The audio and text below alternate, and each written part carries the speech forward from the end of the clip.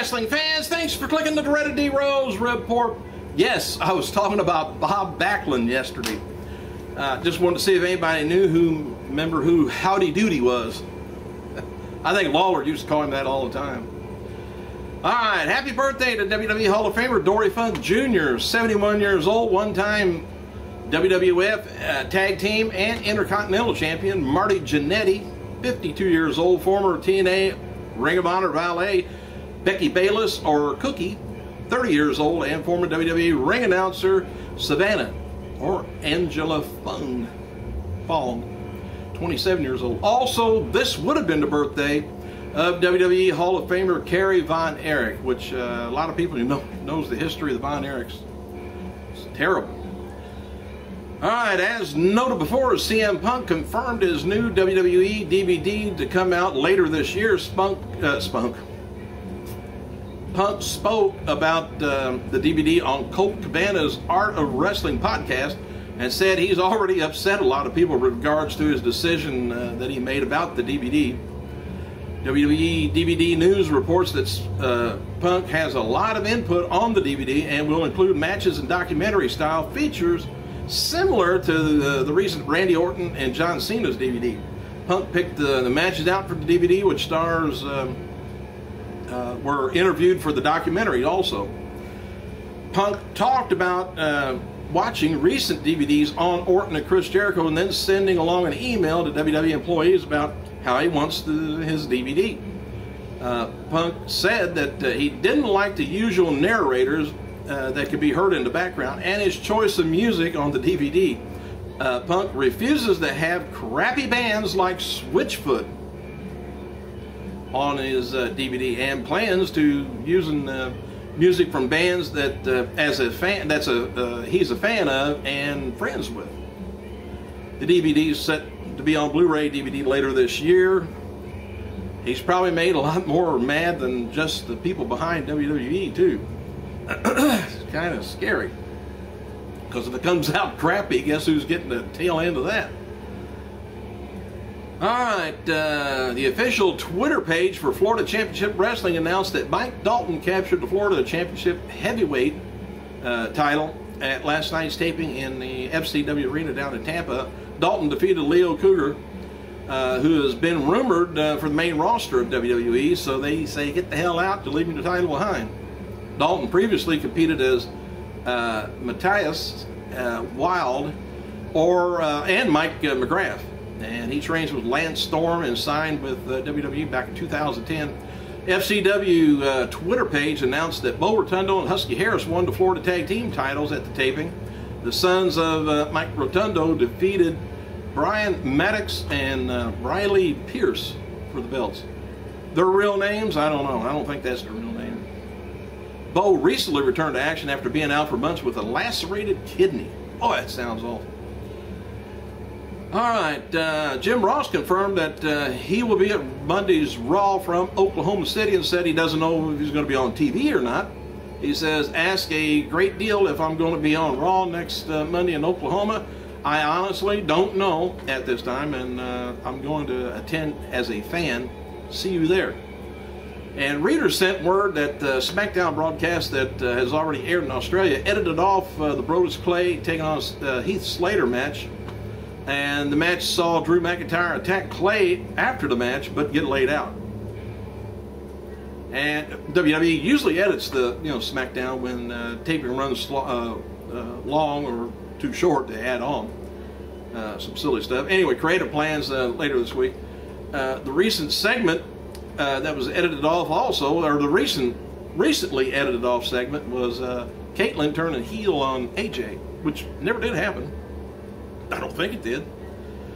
The Rock's new movie, The Journey, it opened the weekend in North America, but has already found a lot of success internationally. The film has grossed about a little over $5 million, well, hell, that's getting close to $6 million, in South Korea. Didn't know the movie houses over there that hip on movies, but what do I know? Over $5 million in Australia, $3.7 million in China, $2.8 million in Malaysia, $2.7 million in Singapore, $529,000 in the United Arab country, and 152,000 in New Zealand. The young girl, by the way, if you've seen Royal Rumble, the big show approached at the Royal Rumble pay-per-view in St. Louis, was Randy Orton's daughter. The show could be seen heard saying, "I know who your daddy is." And the girl, I think he went over to her like this, and she just backed away. I can't remember what he was giving her. Probably that sweaty hat he wears. All right, GQ is named WWE Championship one of the best sports trophies of all time. They wrote of the title, says, when it comes to gaudy title belts, boxing is nothing on professional wrestling. Boxing looks like something stolen from a uniform closet of the third world dictator, and WWE's models after the old school solid fake gold belt that Ric Flair used to rock. Woo, it says. Lawler, by the way, appeared for Remax Pro Wrestling on April 7th, or going to be on April 7th, at the Marietta Middle School Gym, Marietta, Ohio. Cody Rhodes' inclusion in the SmackDown Elimination Chamber matches squashes the proposed bout against Goldust as the main event. So the old brother and brother bout could still make it to WrestleMania 28. Vince McMahon was against the idea as recently as a few weeks ago, but he's nervous, he's upset, he doesn't know what he's talking about, so don't pay no attention. Put it in there. So WWE officials contemplated months ago about putting The Miz back in the WWE Championship picture come January. That didn't happen, and he has not won a television single match since December 5th of last year on Raw. There were a lot of people within WWE believe that the officials are blaming him for the Survivor Series drawing a disappointing bye number. Teaming with R-Truth, he appeared in the main event against John Cena and The Rock. So the people wanted to see The Rock, they were going to tune in whether Miz was there or not. So Miz didn't cause that to happen. The pay-per-view event, which featured The Rock's first wrestling match in over 7 years, estimated to have garnered 260,000 buys worldwide. It was reported that figure, 160,000 pay-per-view purchases, came from the U.S., so 100,000 was elsewhere.